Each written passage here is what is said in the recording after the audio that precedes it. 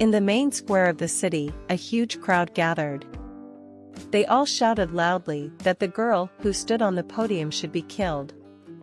They thought the girl was a devil in the form of a virgin. Her name was Kiera Farvis. The king went to her and told her that she was a sinner, that she had fooled the whole empire. She must repay her crime in full. He ordered her to be killed tomorrow. The emperor's daughter, who was also there, asked her father why he came so close to her. This girl could be very dangerous. The girl who was accused of witchcraft wanted to say something, but could not because her mouth was tied. The emperor's daughter turned to her as well and grinned wickedly. The two of them seemed to know something most in this empire do not. In the dungeon, the princess came to the girl. Tomorrow, the execution would take place. One last time, she would show her something. She used her magic. The girl, who was bound, saw it. It looked like drops of water, but it was the spirits of water. Just as the princess thought, this girl sees her spirits. It is proof that she is the native daughter of a foolish man. Pure-blooded, noble Kiera Farvis ended up being the sinner, and she became the sinner. The Grand Duke's fake daughter. But what if it really was a lie? And in fact, she was real. The princess scoffed at her. After saying goodbye, she said they would see each other tomorrow at the execution. The next morning, the girl was led to the scaffold. Today she would be beheaded. Everyone around shouted for her to be executed immediately. Later, after the Grand Duke's title was topped by a new successor, the status of the new Duke's title suddenly fell. In the near future, a great crisis would come to the whole continent. They must remember the prophecy of the shield salvation from disaster. They will have but one spirit-blessed child. The family of the spirits of water, chosen by the goddess, House Farvis. The daughters of House Farvis, coming of age, can hear and feel the great spirit of Beatrice. The gift of an unknown demon brings rain to the withered continent. For this, the people have nicknamed her the Spirit. Kiera is the first daughter of Ludwig Farvis. According to prophecy, she was considered the only gifted one. The girl grew up a sincere and kind lady, and she desired only one thing, her father's love. Kiera, who lost her mother at an early age, naturally desired her father's love very much. What could she do to make her father love her? Kiera tried to understand what she had done wrong and was always hard on herself. She tried to learn all the material as quickly as possible, to be a worthy daughter of her house. The whole mansion admired the little lady. No one had ever met a more talented child before. His Excellency would be pleased too, the maids told her. But could she receive praise this time? When she ran to her daddy, she wanted him to see her results. But he coldly told her that he had more important things to do now, and if she wanted to, she could report her results later. The girl once again apologized for distracting him from his work and left. The Duke, in truth, never even hugged his daughter. When she walked from His Highness, she would stand on the stairs. Kiera thought if she fell down the stairs and hurt herself, maybe he would come to see her. She rushed down. The servants immediately began to help her and carried her to her room. In the morning, when she awoke, there was a knock at her door. Though her whole body ached, she happily got up, because she thought it was her father who had come to visit her. But no, it was the rumors that had come to treat her wounds. In the end, he never came. The girl hoped that he loved her. She wanted her father to look at her with love just once, just once. So she lived for 18 years, trying to gain her father's acceptance. Most likely, she would have lived her whole life that way, if that girl hadn't shown up. One day at a ball, the eldest daughter of the Duchess of Rowena, Cosette, appeared. She introduced herself to the king and called him father. It is a pleasure to meet you. I am the daughter of the Duchess Rowena. Your eldest daughter Cosette. The king didn't understand what she was saying. Does she mean that she is his daughter? Exactly, answered the girl. But didn't Rowena Weinberg die after her banishment, being barren? Count Isaac, her older brother, was absent and did not appear here for 15 years. Where did the child come from? There had been rumors earlier that in fact the Marquise of Edinburgh, soon to be framed, wasn't she? I don't know if she's exactly the daughter of Duchess Rowena, but she's an exact replica of the Grand Duke. Kiera wondered if she had a sister, and a part-time second princess. And if she is his daughter, can she prove it? The girl said that if His Highness would give her the opportunity, she would certainly not refuse it. Then he said that he would give her such an opportunity. The only question she wanted to know the answer to was what kind of man her father was. From that day on, the girl's familiar world began to change. One day the two girls were having breakfast together. Cosette, who came in later, said hello to her sister. The girl asked Kiera, she woke up so early, did she sleep well? Yesterday the butler showed her to her new room. The bed was very soft. New princess told her how she felt. She had never seen such a comfortable bed before. The beds here were better than the ones in her uncle's house. The girl wanted to offer to go for a walk together tomorrow, but then she accidentally pushed the glass and it broke. Water spilled onto the floor and onto her dress. Cosette immediately began to apologize, and in the confusion she broke a plate as well. She apologized to the princess for making trouble. Kiera calmly said that she would order the butler to have a teacher of etiquette assigned to her, so that such unpleasant situations would not happen again.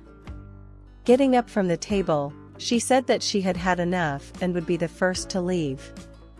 The maid who came up to Cosette said she would prepare another breakfast for her. The girl I replied that she would eat later. First she would like to apologize to Kiera, since she had ruined her breakfast. The girl got up from the table and ran after her sister and offered to go together. The maids were discussing among themselves about the new princess. Do they think this girl will be a good person? She treats them with kindness, even though they are maids. Lady Kiera has a high title, it will be difficult for her to get close to her. Even harder than she thinks. The longer you look at her, the more she reminds you of the Grand Duke. Who is she? A blood relative who suddenly appeared out of nowhere. With a face that reminds one of her father, moreover, she seems to have grown up as a noble lady. Kiera had nothing to worry about. She was the one who was her father's biological daughter. The woman of House Farvis that was born with the strength of spirit. Kiera pondered while exercising her sword. No matter what happens, only one daughter with the gift will be born. And since one daughter for an entire generation will still be their salvation, the second is a counterfeit that will bring chaos. If Cosette contacts the spirit before she does. At this time, Cosette approached her. She told her that she had picked the flowers because they were incredibly beautiful. And what was she doing here all alone? She said she had been practicing with her sword, but she was done. She's on a break now, so she wants to rest.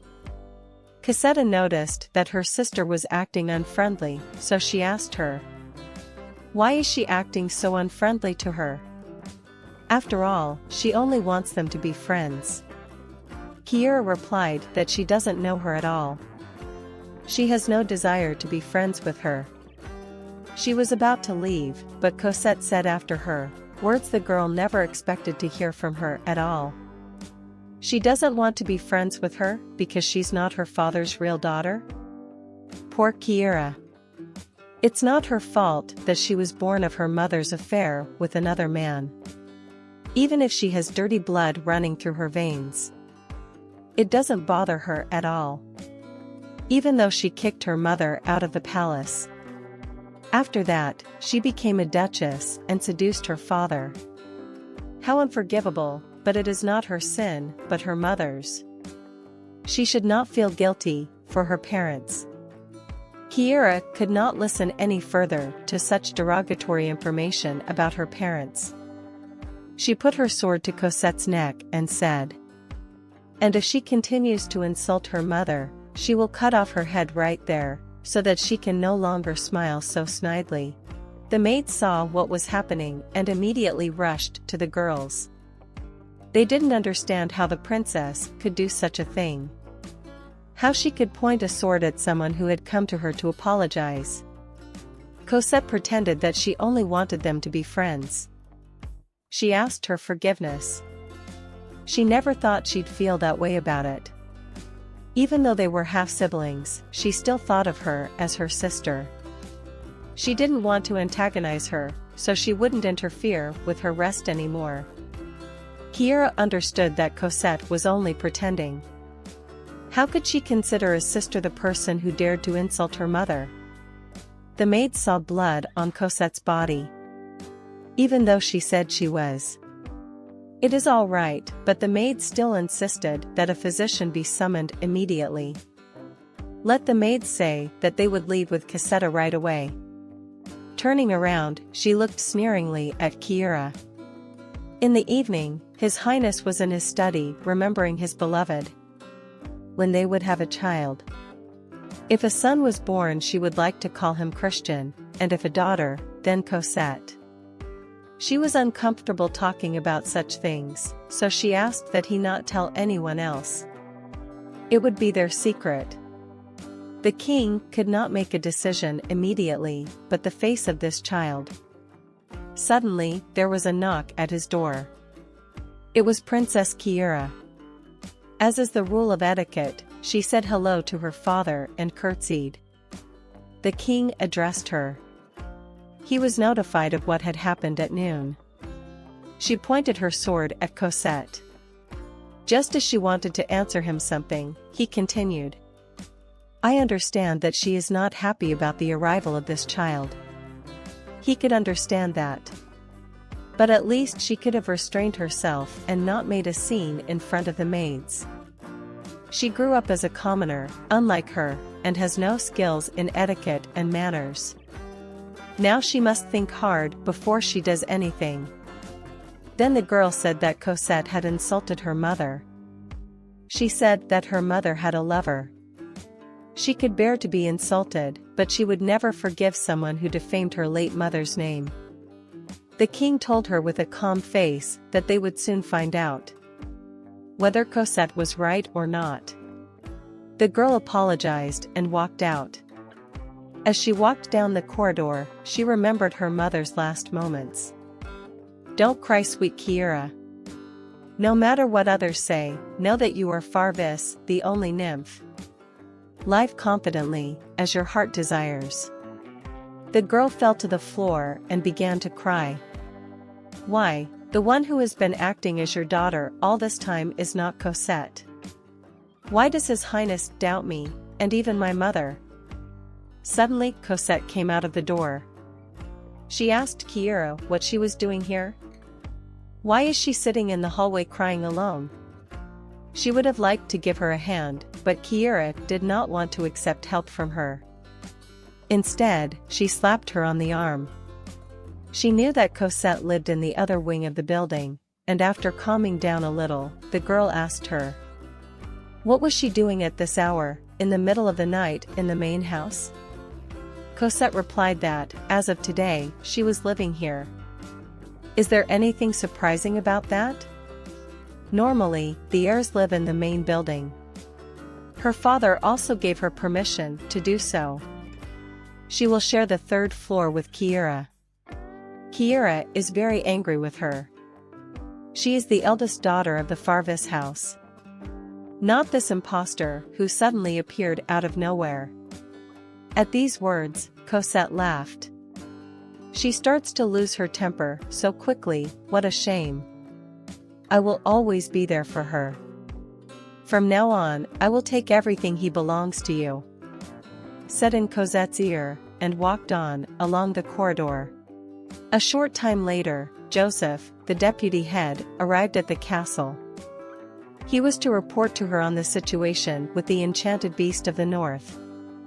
The evil spirit did not pose much of a threat. A fourth squad of knights had been sent there, but they were asking for reinforcements. Kiera asked him if they had a plan of action. The deputy replied that since Denol Canyon was nearby, they had decided to ambush them there. Kiera was a little unhappy about this plan, since Denol Canyon is an ancient place. Moreover, it is one of the emperor's treasures, and they would be in trouble if the place were destroyed. She asked to use other options for an ambush. Across some distance, there is a forest, but the mountains in that area are extremely dangerous. Landslides are not uncommon, Joseph reported to her. Then the princess asked about the risks. She was told that the risks of an operation in that location were below average. After a little thought, she ordered that the plan be followed. The man wanted to object, but Kiera stopped him. Then he obeyed the order. And they also needed to allocate funds for the annual charity gala. The maids who heard this conversation discussed it among themselves. What did she do to get this position? She hadn't even taken the entrance exams. She had no right to call herself head of the knights. Just because of the family tradition that passed the title on to her by inheritance. From generation to generation, every child of House Farvis, upon reaching the age of 18, must hold the office of head of the Knights of House Farvis for 3 years.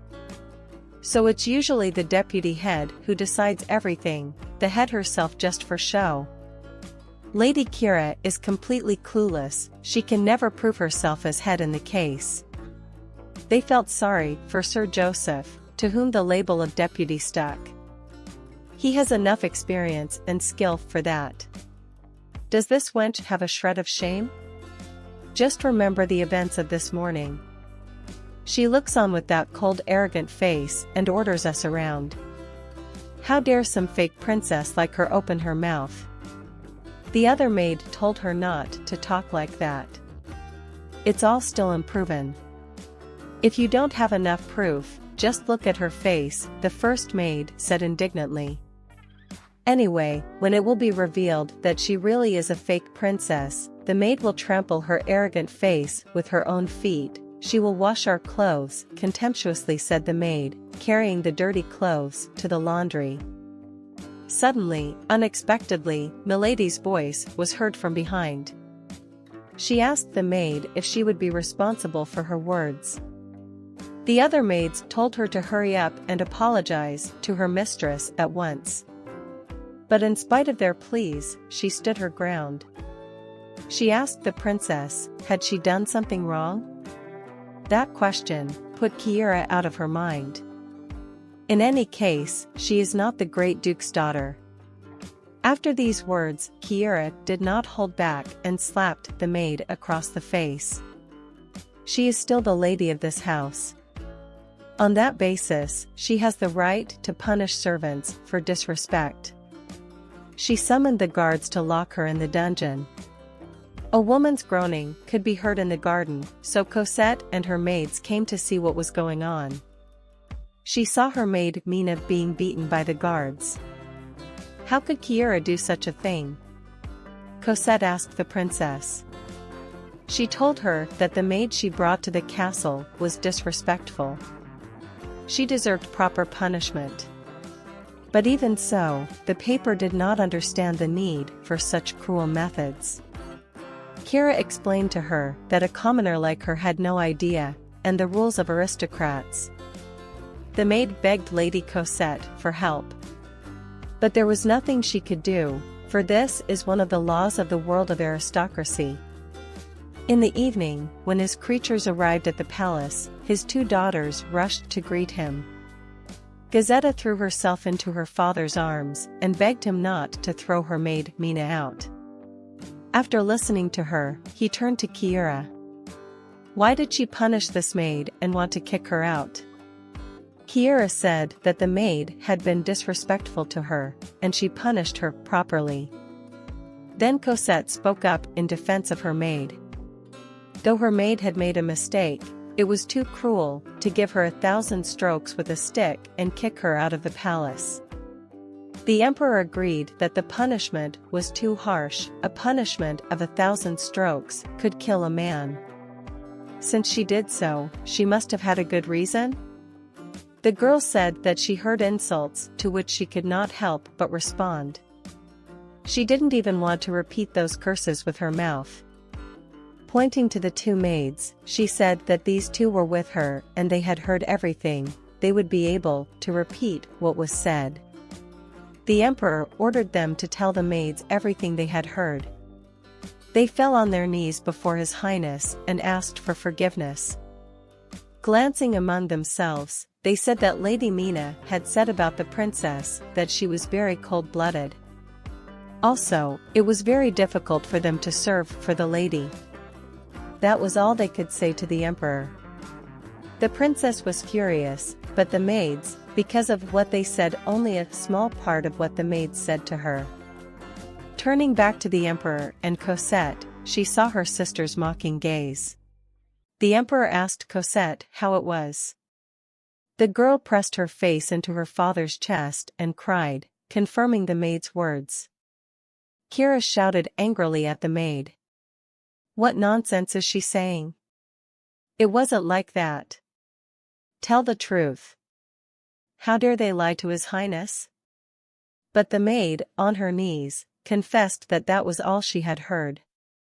The maids, who were watching their argument, reasoned. Do such words deserve 1,000 strokes?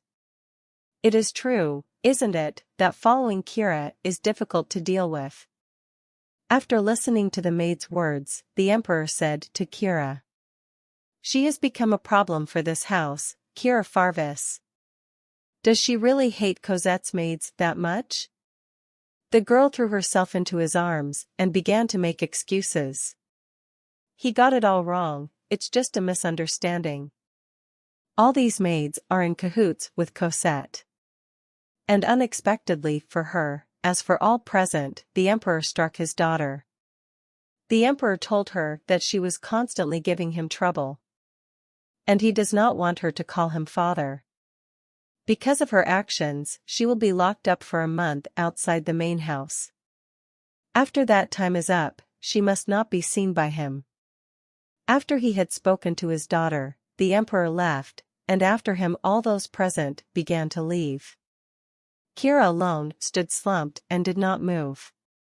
Cosette came up behind her and said, her father's opinion and favor are so important in this society. And how she would have liked to see her beaten in exactly the same way.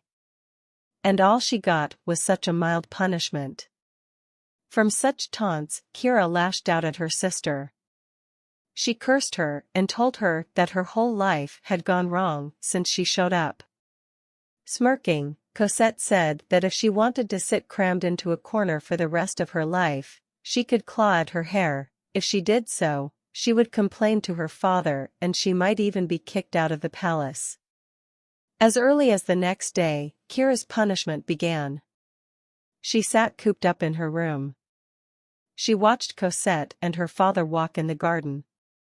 Though she was sad and lonely, she reassured herself that if she proved her spiritual connection to the spirits, this girl would immediately disappear. And then her father would have to put it all back the way it was before.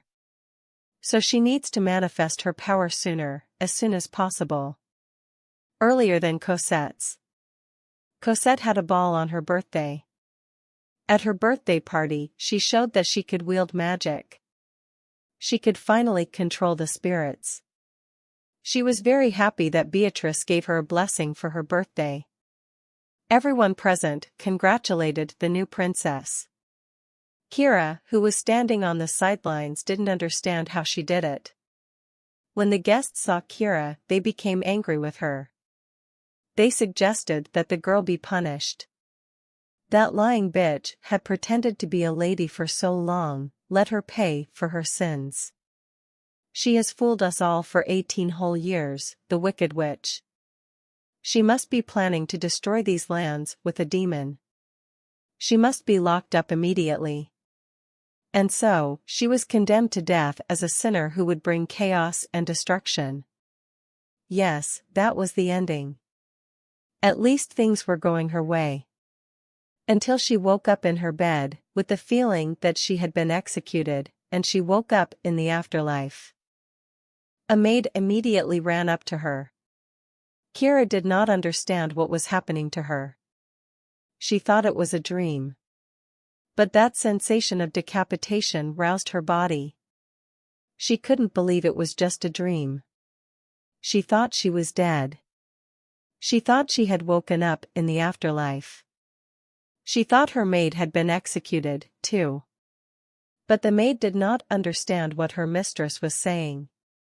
She seemed to be having a nightmare. She must have been tired from preparing for young Master Zeke's birthday party. When she heard his name, she thought he was dead, too. They could have killed her, but he hadn't done anything wrong. She jumped off the bed and ran to him. In the dungeon, Zeke was talking to the prisoner. "Were you so sure your father would believe you? And yet you ended up here?" But the girl answered him nothing. She asked him to leave. If he was seen with her, it would be bad for both of them.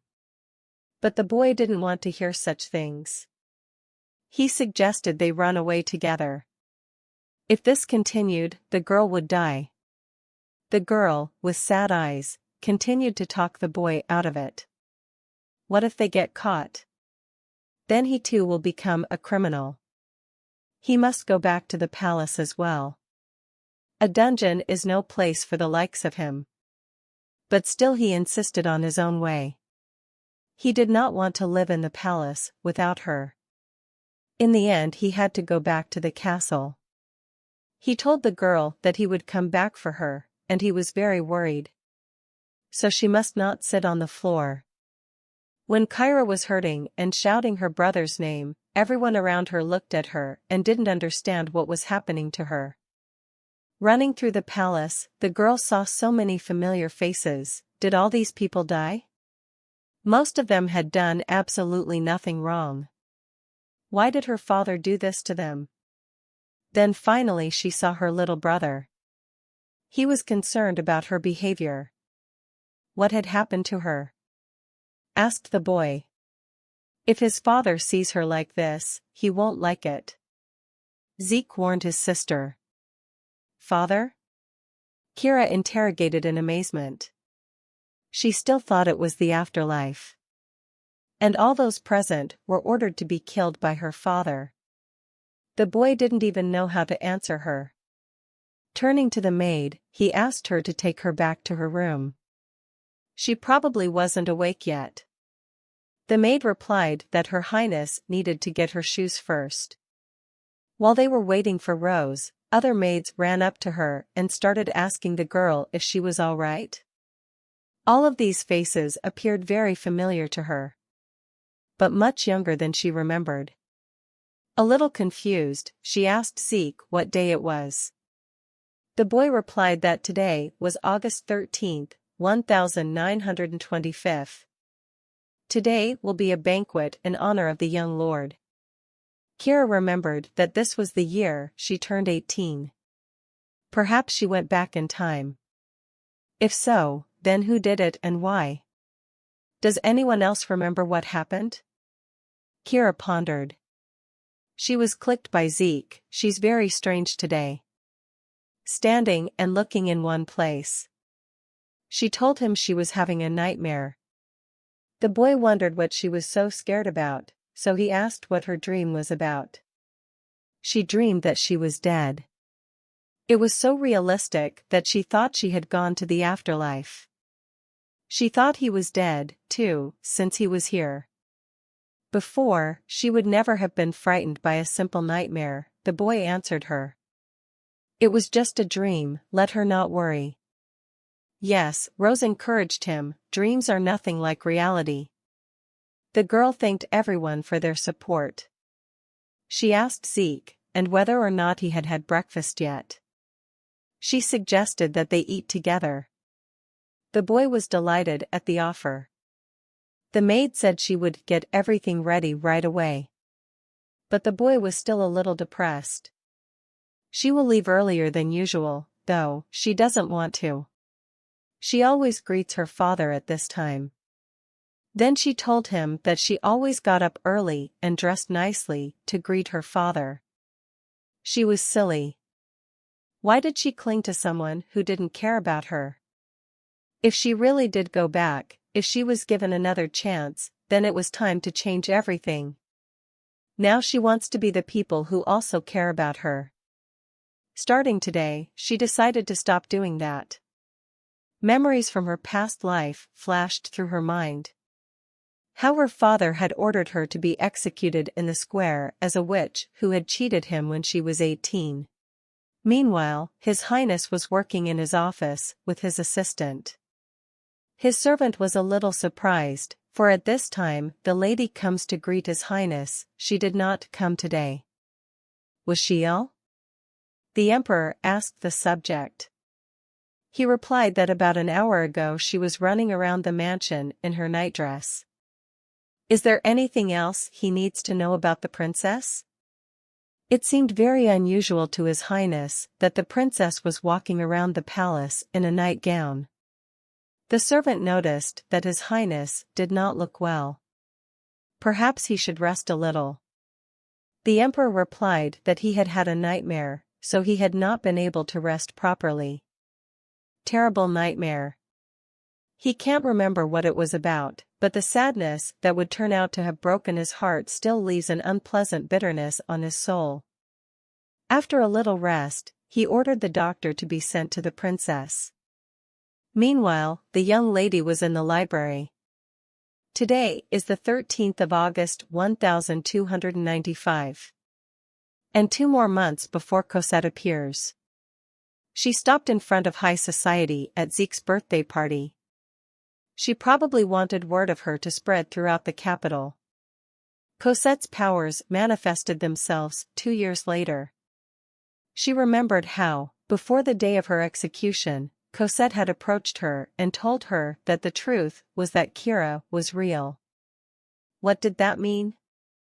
If she was Farva's daughter and Cosette was not, why did she have power? The oracle said that only one child with the gift would be born. Could it be that Beatrice changed her mind? It doesn't matter, though. Thinking about it doesn't help. She can't even know why she went back. Instead, she must try to write down the events and prepare for the future. She thinks she'd better run away when the time comes. For starters, she should remember the video before she died. If she saw the spirit, then she must figure out how Cosette managed to contact Beatrice. She must also find out if there is a small time travel back. She had never heard of such a thing before. She assumed it was useless to ask the magic tower. But then her musings were interrupted by Rose. She knocked on the door and said that his lordship had sent a physician. The princess did not understand why His Highness had sent a physician to her. The maid suggested that perhaps it was because she had not greeted him this morning. She was very surprised at her father's action. When she begged for his salvation, he ignored her. But now it's not even funny. The princess said she was fine and no doctors were needed, so he could go back. She didn't want to waste time on useless things. She needed to mind her own business. The maid realized that she was talking about the knight's order. And immediately she went to prepare clothes for the princess. Dressed in special clothes, she sat in the arena for training knights and watched the battles. When she saw the man with the blue hair, she knew this was the man who would turn in. She was already living the day. When the battle was over, Sir Joseph asked her. How did she know this man would pass if she hadn't even seen him train? She didn't even think she said it out loud, and that with Joseph hearing her words. In her defense, she said she had heard of him before, other fighters talking about him as an outstanding talent. At the time, she was still on good terms with Cheese Joseph. They were not on good terms, because of the fact that she only became head because she was the Grand Duke's daughter. Unlike her, who got the position because of her lineage, the Swade of the chapter was a talent. She felt as if all her weaknesses were exposed then, she felt humiliated. To gain an advantage, she confronted him. Only now does she realize how foolish that was. After all that, it was Sir Joseph who tried to protect her to the last. Afterwards, she turned to him. She has something to tell him. She would like to apologize. The deputy wondered very much why she wanted to apologize to him. A little shy on admitting that she was jealous of him. She wanted everyone's appreciation as much as he did. She wanted to apologize for taking his place. From now on, they wouldn't have any arguments. She wouldn't pick on little things. Now he could run the order flawlessly on his own. He no longer has to ask her opinion at all. Joseph's aide reported that the training was over, and they both went to greet the boys who had joined the Knights' Order. Welcome to the ranks of the Defenders of the Empire, Knights of House Farvis. Congratulations on joining the knighthood. She asked Sir Joseph if there would be a party for the recruits. Yes, Joseph said. And even though it's called a welcoming party, in the end, they'll just have drinks together. They can eat and drink as much as they want. The soldiers standing in formation wondered, would the head come to the party or not? It seemed to them that if the princess wasn't there, they could do what they wanted, and if she did come to the party, it would be kind of awkward for them. I've heard you whisper, Sir Joseph, and so has Princess Kiera. To please the soldiers, she said she would not come to the party tonight. All the soldiers were very happy after her words. Because by her coming, she would spoil the atmosphere of the party for everyone. She apologized for that. These words shocked the soldiers. She did not have bad intentions. She was only at home that she could get close to them if she were there. She never thought that her presence would prevent them from enjoying the party to the fullest. That won't happen again, so she hopes they have a good time. At her words, all of the knights wilted. She thought they would be happy, but somehow the atmosphere became gloomy. Had she said something wrong? To make up for it somehow, she said she had some business to attend to, so she would leave them first. As she left, the knights began to ask each other. What should they do? It seems their complaints were heard by the princess. But all they wanted was for her not to come and spoil their feast. That wasn't an insult, was it? They couldn't think that my lady was thinking of that. She only wanted to make friends with them, and they did such a bad thing to her. Then one girl said that Kiera was a decent lady. How could she know how to have fun? Did she really come to get closer to them, but they just rejected her and asked her tactfully not to come? Holding his head, one guard spoke. No wonder she seemed sad. It was all because of them, Sir Joseph thought. He decided to go as a representative from all the soldiers and apologize. Then the other knights asked him to tell her that they would be happy if she came today. They could teach her how to have a good time. Sir Joseph said he would try to persuade the princess. When he went to the princess, all the knights cheered him on and said that he would succeed in inviting the princess. As he followed the princess, he remembered this morning's conversation. She wanted to apologize to him. Did she really hate him? Until yesterday she had been like a rose with thorns. But today my lady seemed free. At this time, the princess came to see His Highness. She came to thank him for sending a physician to her. The emperor answered her that if that was all she wanted to say to him, it was enough to just write. Come here just for that, a waste of time. Well, the girl replied that she would never have disturbed His Highness just for that. She planned to stop greeting him in the morning, starting today. She wanted to apologize for inconveniencing His Highness by interrupting him while he was busy. It doesn't matter to him whether she comes or not, Kiera thought. To this the emperor replied that he let her do as she pleased. Milady thanked His Highness as well. She had one more question she wanted to discuss with His Highness. She wanted to leave her position as head of the knights for a while. She is very tired and needs rest. It is likely that 2 months would be enough for her. Did the emperor reply that it was too long and that 1 month would be enough for her? In that case, she asked for 1.5 months. She knew that in any case she would have to leave the position when Cosette appeared. So it was better to leave by the very point. Time is precious, there are too many things she must learn. She tells His Highness that she is very tired, and asks His Grace to give her 1.5 months of rest. The emperor was astonished at his daughter's insistence. With a surprised face, he said let her take 2 months off, as she had originally requested. Kiera thanked her father for such generosity. With his permission, she left.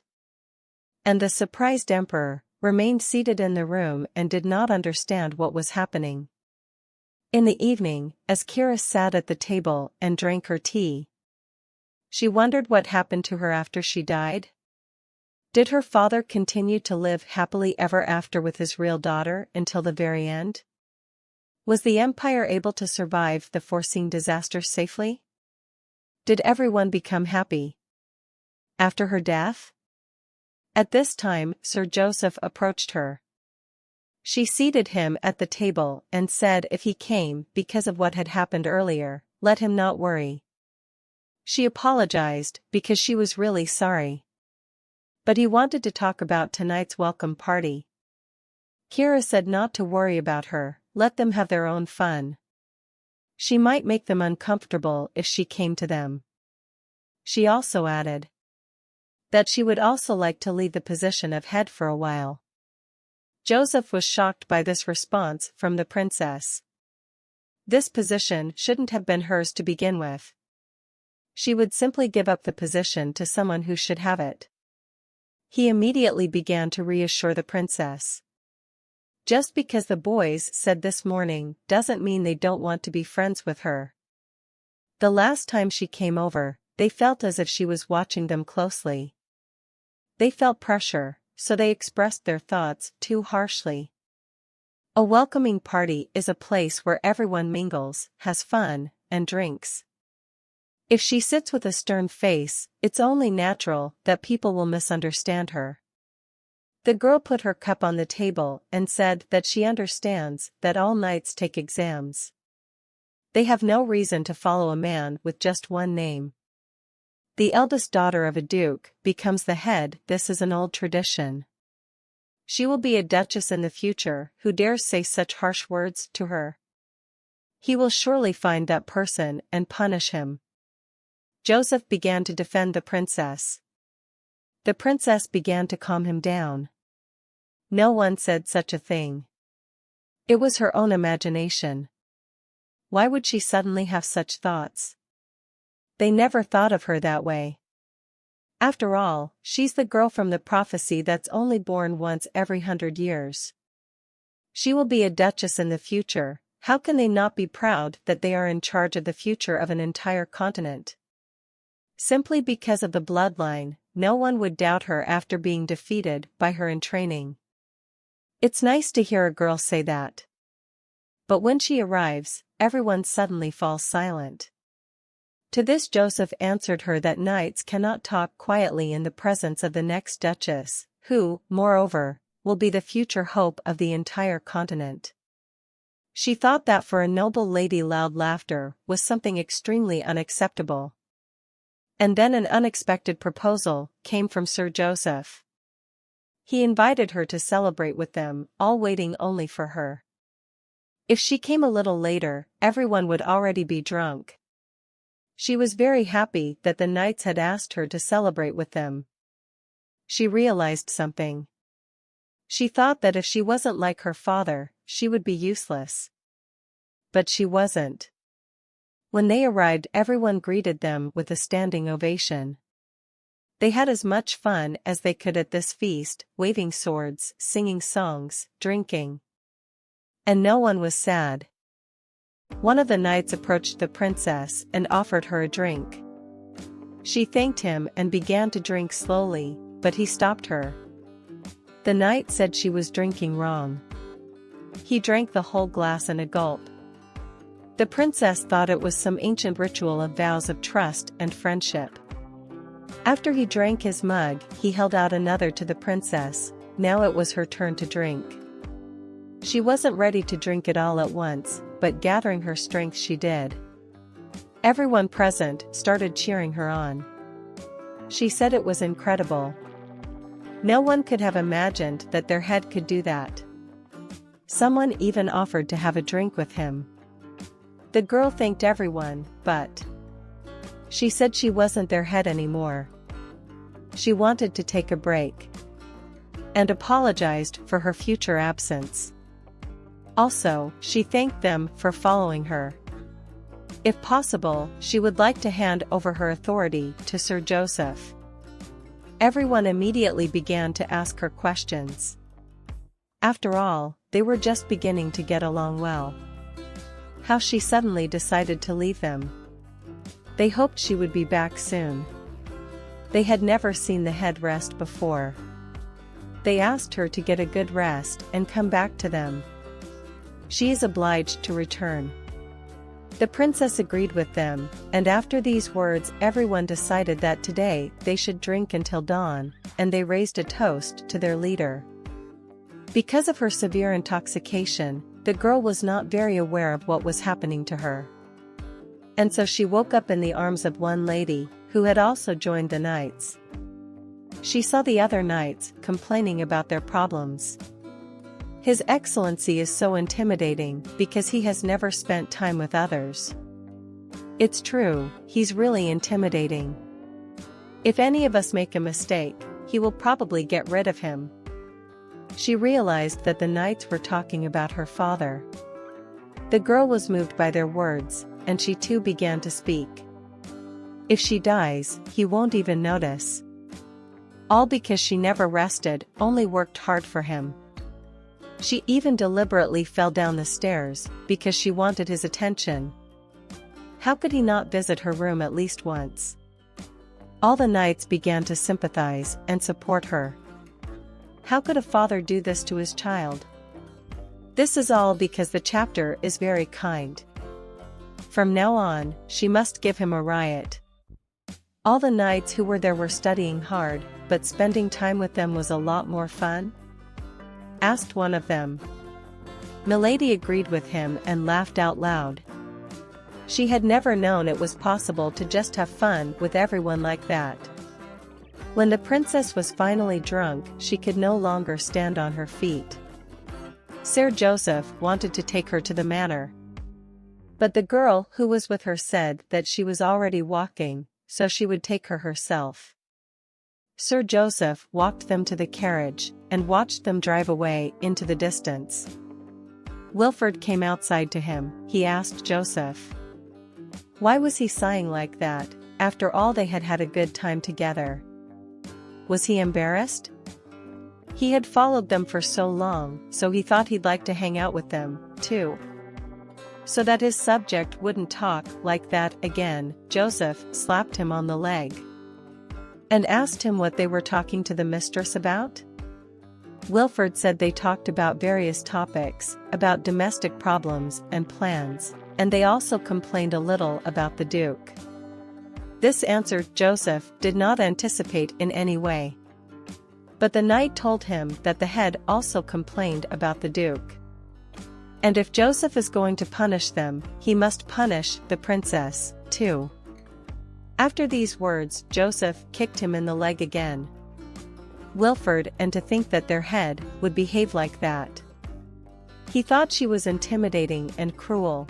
but it turned out she could be gentle and quite sweet. Joseph imagined a sweet princess. And such thoughts even made him blush.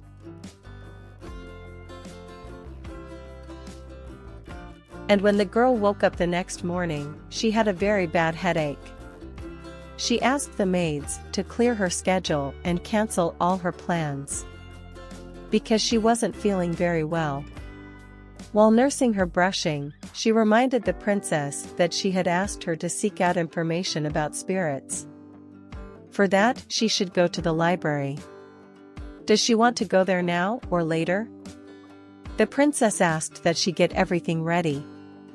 As Rose braided her hair, the princess asked her if she could live anywhere, which place would she choose? Potted told her that she dreamed of going on a trip. All because she had never been outside the capital before. She really wanted to see the world and have new experiences.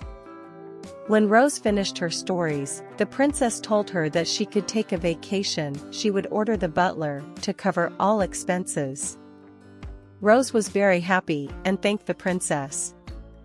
Kiera was sure that Rose would go no further than the outskirts of town.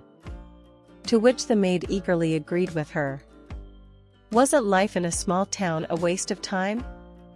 Besides, she wouldn't want to die wasting an entire life just working. Kiera praised her maid, since work was not the purpose of life. Rose remarked that my lady sounded like an old man with a lot of life experience. Suddenly Kiera wondered. What if there was a parallel universe? In which she was not a child of House Farvis, but had freedom? And then her life would be completely different. Thinking about it, she asked Rose how the noble ladies of other families lived. She told her that she was not a noble woman, and she did not know much about it.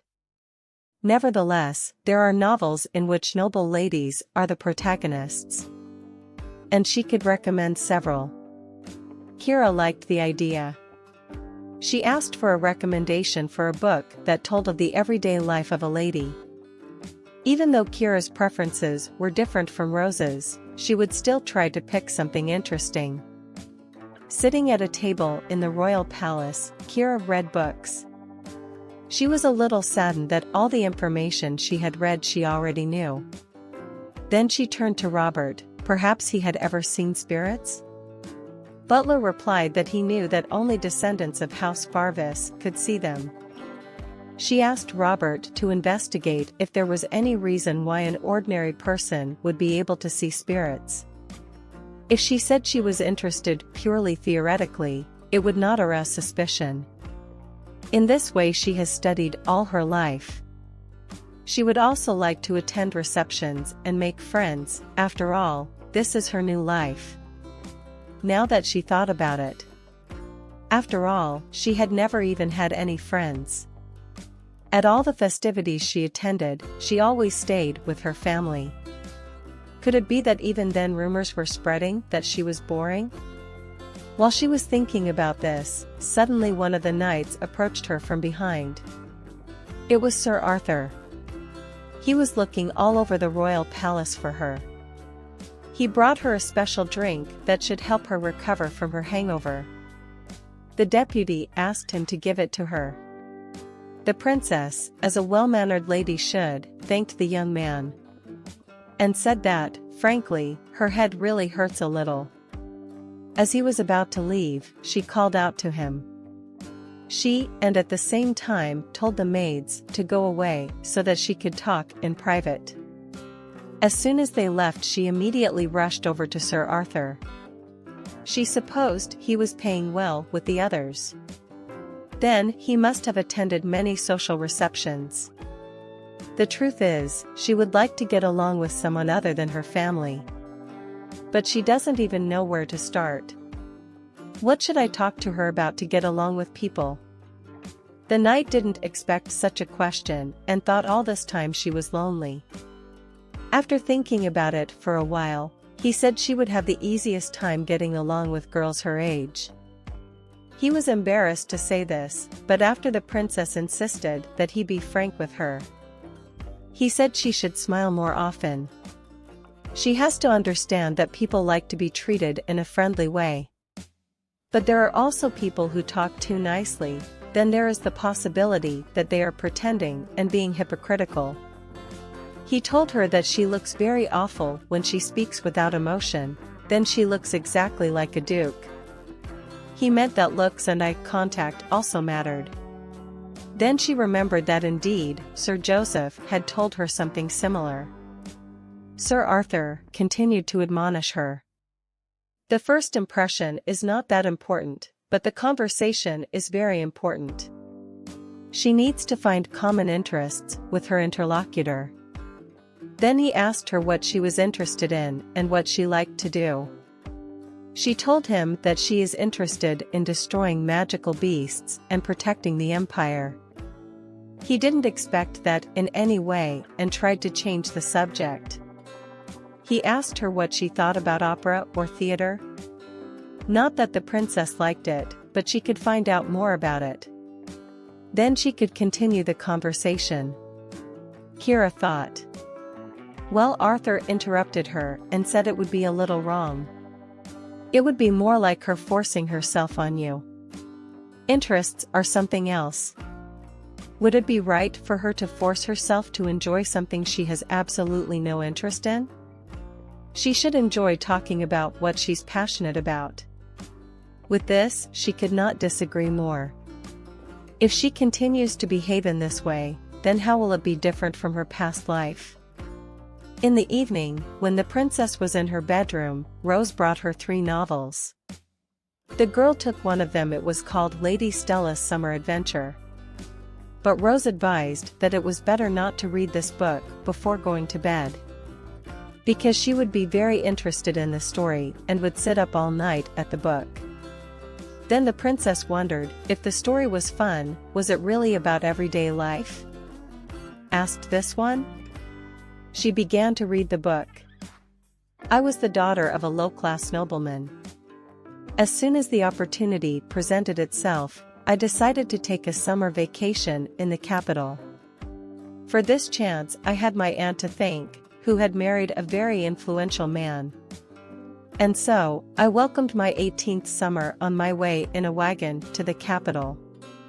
Some miracle brought us together with the count. After arriving in the capital, we spent every day together. And one day the count's hand was under my dress. When Rose reached that page, she threw the book to the floor. What kind of books had Rose brought her? Even though she threw the book on the floor, she was still curious to read the sequel. When I found myself in Graham's arms, it felt like time had stopped. This happiness would last forever, right? If I'm with him? And then she noticed that it was morning. She hadn't noticed that she hadn't slept a wink all night. Rose, who came to the princess every morning, knocked and opened the door. The princess immediately hid the book so she wouldn't notice.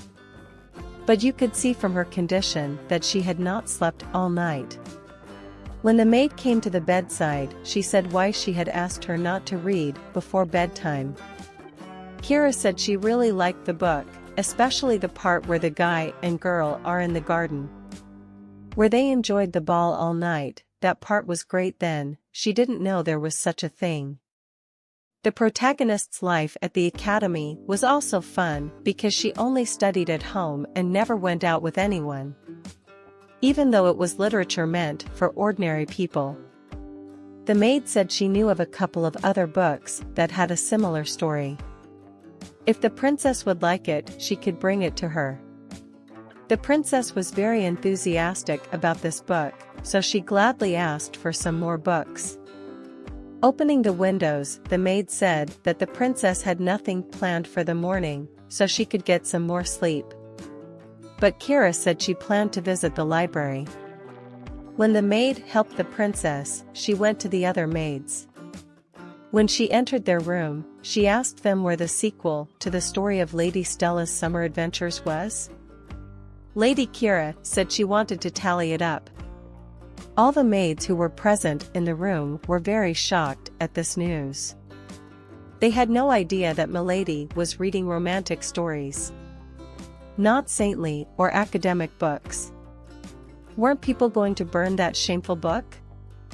To avoid listening to these silly questions, Russ covered her ears and asked, just to borrow the book.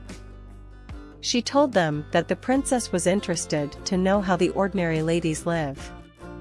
Meanwhile, standing in the library, my lady was reading the continuation of the book. How did you recognize me by just one look? Only you have such brilliant, purple eyes. She blushed at what she'd read. But that wasn't why she'd come here. She needed to find information about spirits. After all, even the royal library didn't have much information about them, though that was to be expected. Even as the only family connected to spirits, Farvis knows nothing. Because the temple said that the holy power bestowed by the goddess should not be subject to experimentation, therefore it was accepted without question. Because of this, there is so little material to study. She was getting bored rereading what she already knew. While studying material in the library, she overheard the maids talking about the book she was reading tonight. One maid said she was reading the novel Analogy, and another said she liked the main story better. The main couple rarely appear, and the younger sister only appears in the middle of the novel. And why is my lady looking for that? Another maid replied that Lady Hera wants to learn about the life of her noble daughter. She must be researching her. Another maid who stood with them said she liked the scene where they narrated their feelings to each other in the garden. Would it be rude if she said it was very exciting to read how afraid they were of being caught? To which I serve a second maid replied that she enjoyed it. When they moved into the seaside mansion, because of their first wedding night, the other maids backed her up and said they liked the scene, too. But one maid liked the part where they recognized each other at first sight, even though they were wearing masks. The princess who overheard their conversation also liked this scene very much. It was just great. She really wanted to join in and talk to them. When she looked out from around the corner, the maids were very frightened. They immediately began to apologize to her and make excuses. They were only talking because they were on a break and would go on immediately. Kiera didn't even have time to say anything as the maids left the place. Frustrated after this incident, she wandered around the castle. Would things have been different if she had said without hesitation that she enjoyed this conversation? Her reputation has always been a priority for her. She doesn't even have the courage to admit that she enjoys romances. Wandering around the castle, she met Rose. The maid asked her if she had finished her business in the library. Kiera said she hadn't found everything yet and planned to look tomorrow. She also had to confess something to her. The truth was that everything she had said this morning had been a lie. When she said she wanted to explore the normal life of a regular lady, it certainly helped her, but frankly, Roman got cold feet and the Count was very exciting. She really enjoyed their first meeting and the confession scene. But she was embarrassed to say that she enjoyed reading the novel. Smiling, Rose replied that when Milady said she enjoyed it, she felt happy. Next time she will bring her another novel. The lady was very happy to hear such an answer. She thanked Rose for recommending such a wonderful book to her. The next morning, as His Highness was leaving the palace, he noticed that his daughter, who saw him off every time he left, had not come today. And for traveling, he wouldn't see her for a while. The butler told him that my lady was busy. Most likely his lordship could see her later.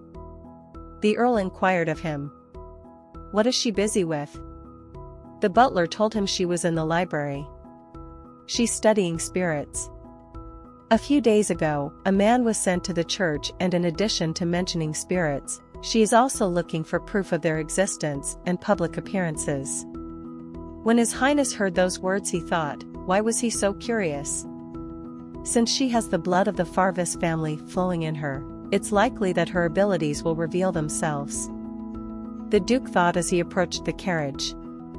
As he stepped into it with one foot, something flashed through his mind. He grabbed his head and almost fell down. His servants immediately ran up to him and asked him what had happened to him. The Count didn't want to make a fuss and said that he must have been too tired. But he didn't tell anyone what was really bothering him. That seemed to be it, because every night he had nightmares. When the Duke came to his senses a bit, he got into the carriage and set off. Meanwhile, Kiera sat in the palace by the window with a mug and wrote something down. Looking out the window, she saw the maids talking among themselves. She wished that someday she too would talk to many people. But when she thought about it, she felt uncomfortable. Cosette wasn't bothered by such things at all.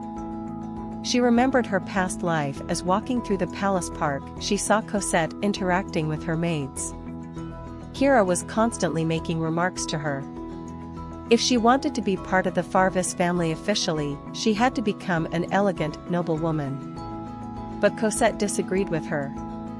If she acted like a nerdy noblewoman, she would end up all alone. She said to Kiera when they were alone together. Kiera continued to think. What was so important about the status of nobles or their authority? Had she been wrong all this time? Just then her musings were interrupted by the maid Rose. She entered my lady's room and asked her. Had she finished reading the letters? Kiera replied that a few more minutes and she would soon be done with it. Here we see a piece of paper on which is written a letter from Kiera to her grandfather. Deeply respected maternal grandfather. I have urgent business to attend to you, Kiera wrote to him. Her grandfather's name was Marcus Simon Edinburgh. Although he's a greedy and cruel man who uses Zeke and her to bolster his authority. He is very intelligent and sometimes didn't ignore her letters. As the events of the present may unfold according to her dream, she needs someone to help her in case of anything. Within the family, it is almost realistic to find someone escaping his lordship's gaze. Therefore, she must seek an ally outside the family. She decided to start by contacting the family related to her mother at the beginning of the reception at the banquet. The girl continued to write the letter. She hoped to meet him at the banquet in the near future. All she had to do was mail the letter. She handed the letter to Russ and told the maid to make sure the letter was delivered personally to her grandfather. The maid replied that the girl could have no doubts about it. Now all the girl had to do was to find out what banquets he would attend. She asked Rose to bring all the invitations that had been sent to her.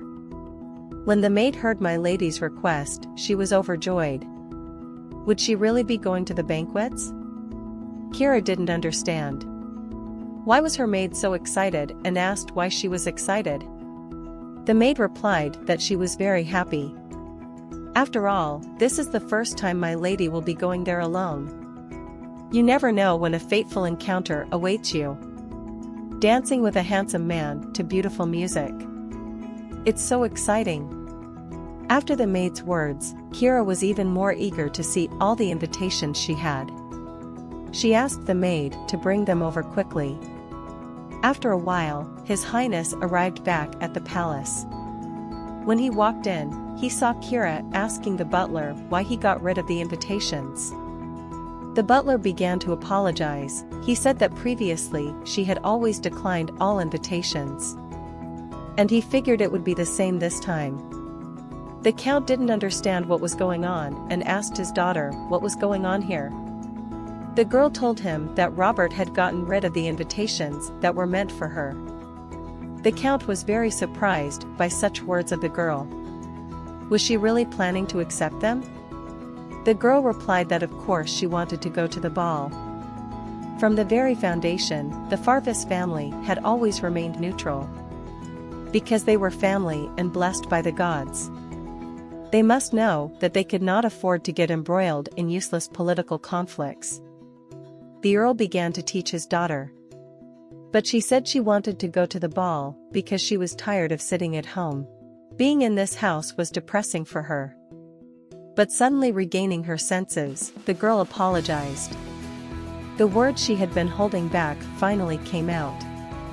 After listening, her father replied that if she starts communicating with other noble families, a lot of rumors will come out. Therefore, he wants to know in advance what she plans to do. The girl remembered that her father only cared about the family's reputation and his obligations. So to make sure he lets her off the hook, she said that she is the right age for marriage. Perhaps she wants to find herself a husband. The maids and the Duke were surprised by her words. But so they wouldn't think anything of it, she added that she didn't want to get married now. She's just using that as an excuse. Her father didn't understand why she wanted to go out of her way to use such an excuse.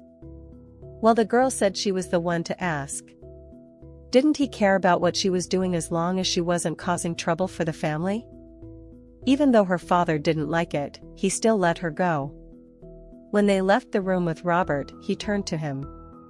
He asked him to report on all the events she attended, everyone she met, and all her activities. The next day, Kiera sat in her room, sorting through her letters. When she looked out the window, she saw Sir Joseph and Sir Arthur. Since she missed them, she ran outside to see them. The two men were also very happy to see her. They had not seen each other for a long time. They asked her how she had spent her vacation. The girl told them that it had been fun. She seemed to have new interests, just as Sir Joseph had told her. Sir Arthur was very curious about what the princess had become interested in. But she replied that it was a secret. She did not want to admit that she took pleasure in this interest, for it seemed to her something vulgar. She was sure she would not enjoy it. Sir Arthur said he seemed to guess what a hobby she had developed. He thought the girl had started gambling at the casino. He was very nervous at first, but he actually thought it was fun. "This guy doesn't hide anything about himself," said Sir Joseph. In his defense, the young fighter said that it was against the law. He was so excited to tell this to the princess that he invited her to go out with him this weekend. Since she didn't want to outright refuse because it would hurt Sir Arthur. Sir Arthur invited her because he wanted to share his interests with her, so a little embarrassed, but she still said yes. Sir Joseph was against it. He told my lady she needn't force herself if she didn't want to. But the girl said she wanted to go with them. It's her chance to bond with the knights. Since Her Highness has decided to go there, Sir Joseph has taken responsibility for her safety in that place. Arthur was surprised at such words from his captain. After all, he had previously said that he hated such places and would never go to such establishments. This comment of his subordinate seemed to embarrass Joseph. At his subordinate's yell, he turned to Her Highness. He said they would see each other over the weekend. After that, they left the young lady in the garden and went about their business. The girl remained near the stairs and waved to them until they were out of sight. When they were no longer in sight, she turned to herself. Had she really agreed to go to the casino? Alcoholic drinks, immoral affairs, and now gambling, how was she behaving? But she started to calm herself down a bit. She just wants to try something she didn't do in her previous life. She told herself that when she goes to the casino, she will just look around instead of gambling for large sums of money. While she was thinking about this, she didn't notice Sir Joseph coming up behind her. He brought her an herbal elixir. He wanted to apologize to her for eating it that day. The girl said she would definitely drink it.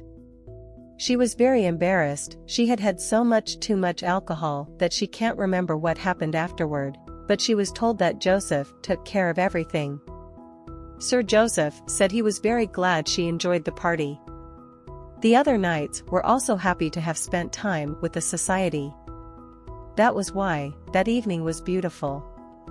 The girl smiled because she was glad that that evening had gone well. A very good one. She asked Sir Joseph to take care of her some more if it was needed. They said their goodbyes, and after a while, Viscountess Shore arrived at their palace. Kiera approached her. She had heard that her father had asked for her help in organizing the banquets because of her inexperience. Though she lacked experience, she would do her best to learn quickly. The Viscountess reassured Milady. Though the deadline was near, she would still be able to complete her training on time. The girl thanked her and asked her to take care of her. There wasn't much time left before Cosette would show up. She's going to learn more about time travel magic. But also for yesterday, her father will definitely increase his surveillance of her actions. It's going to be hard to send a person to the magic tower unnoticed. What should she do? Pondered as she sat at the table. She was interrupted from her musings by the Viscountess. The girl immediately apologized. She said that this was her first experience, so she had a lot of thoughts in her head. The Viscountess sitting at the table with Kiera began to teach her. Come to think of it, she had very little interaction with high society. Her son tries his best to avoid social events. And that worried her. The Viscountess said with a heavy sigh. Here we see her son sitting in the magical library. His mother was very curious. What is so wonderful about magic that he sits in a magic tower all day long? It was even hard for her to meet him.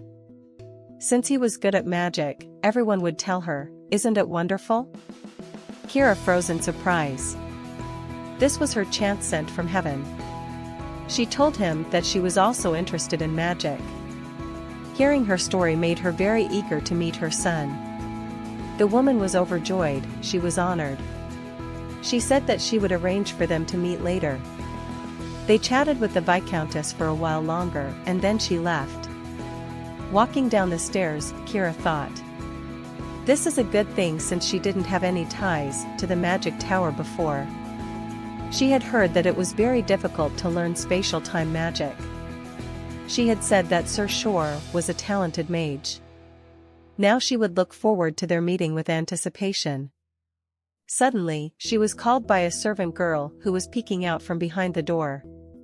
She told her that Rose had asked her to give her a book. Kiera guessed that it must be Emily. When she started talking to her, she noticed 2 other maids standing nearby. She said that the 2 of them didn't need to hide, so they could safely approach. Kiera wanted to get to know them a little better, so she asked them to tell her what the book Rose had given her was about. She wanted to hear their comments first, before she started reading the book. The maids, though unsure, agreed. This story is about a simple maid who meets a prince and is elevated to the position of empress. After they told the story, they turned to my lady. If she wanted to, she could meet so many handsome men. If the protagonist in this novel was her, who would she want to meet? After all, it is said that the biggest concern of any noble woman is finding a good husband. High society is the place to find partners. The maids were talking, too. Milady realized that she had never thought about romance. Now that she thought about it, she too wanted to be with someone like Earl Graham. One of the maids turned to the girl.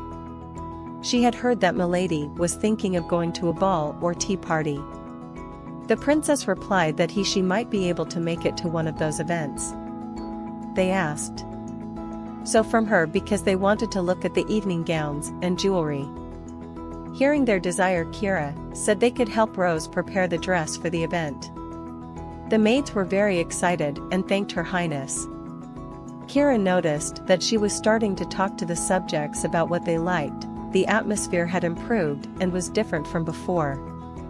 She was glad that they were getting closer, if only a little.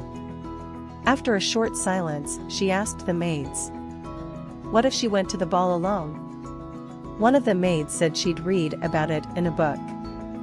Ladies without a beau, the loners who stand in the corner outside the ballroom. There's no reason to worry about that. There would be tons of people who would want to talk to her. Not to mention, she's not going there alone. What does she have to worry about? After saying that, it was like it hit her. She had completely forgotten about this. She always went to such events with His Excellency. But this time, she didn't think he would accommodate her schedule. Then a maid suggested asking one of the knights. But Kiera said that she wasn't close enough to them to ask for such a thing. One of the maids smilingly told her that she already represented several knights who would be sad to hear them say that. Just as she was about to speak, a voice came from behind the princess. It was Sir Joseph. He had come here to accompany her. With him was also Sir Arthur, who came along with a girl from his squad.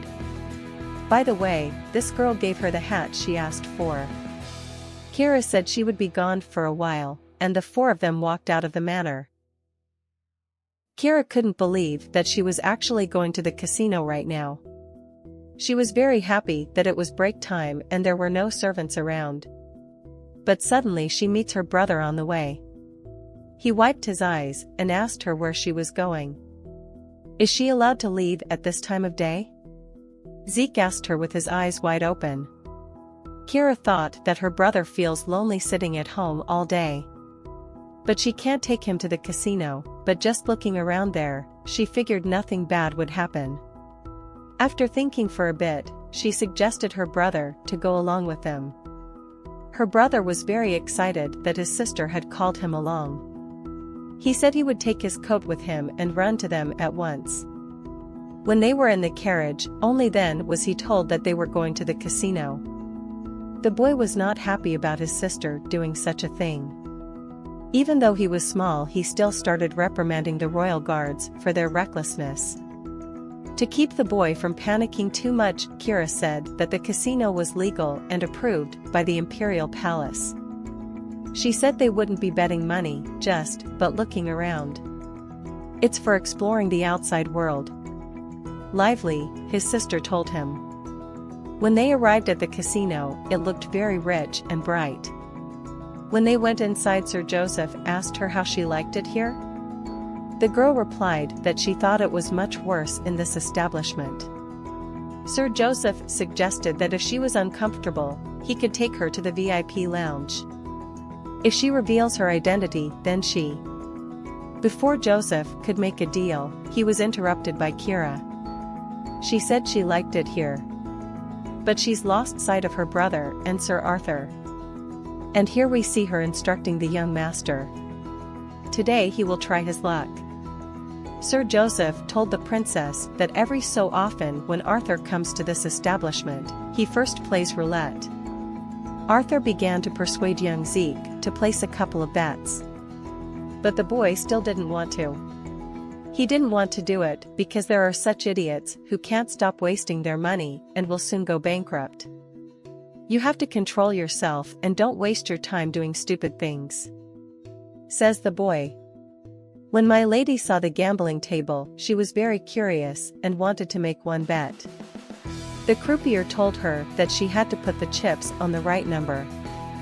She can choose only one number to bet the maximum of 4. Then the dealer spins the wheel. If the ball lands on the number she chose, she wins. If it doesn't, it's a loser. So you can win by pure chance. It seems that Kiera was quite a gambler. If she came here, she can't leave empty-handed. She placed a bet. The dealer threw the ball. After a few seconds of waiting, they saw that the girl had won. After she won, she offered to place a bet to her brother. She gave him some chips for the first time. If he didn't want to play, he could just trade them. And she became interested in playing other games in the place. So she went further down the hall. After a few hours, they had a whole bag of chips that could be exchanged for a good amount of money. The girl who came along with Arthur asked Milady where she wanted to spend the money that would be exchanged for those chips. But she was alarmed by Joseph. He said that they just want to fool her. That way they want to eat at her expense. Kiera really enjoyed sitting in this establishment. She wanted to come here again, but with everyone. When they were about to leave, a waiter came up to them and handed a letter to my lady. He said that Count Sabier had delivered a message. He asked if she wanted to play larger games. The girl who read the message said that she didn't plan to leave a huge amount of money, so she was going home. She asked him to tell him that she was willing to play small games.